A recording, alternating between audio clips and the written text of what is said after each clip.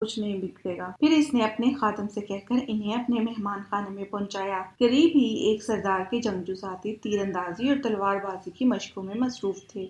اچانک شہزادی نے ایک تیر کمان لے کر نشانہ لگایا۔ کا نشانہ اپنے ہدف پر ٹھیک جا لگا۔ یہ دیکھ کر سلطان اور نیلوفر کی آنکھوں میں چمک سے لہر اٹھی۔ پھر شہزادی ایک جنگجو سے تلوار لے کر دوسرے جنگجو سے مقابلہ کرنے لگی۔ جلد ہی اس نے اس کی تلوار کے 2 ٹکڑے کر دیے۔ سب اس کے فن سے بہت متاثر ہوئے۔ لگتا ہے شہزادی کی یادداشت کچھ واپس آ رہی ہے، سلطان نیلوفر سے سرگوشی میں بولا۔ اسی دوران وہاں بندھا ہوا ایک گھوڑا زور زور سے ہنہنانے لگا۔ یہ اچانک گھوڑے کو کیا ہوا؟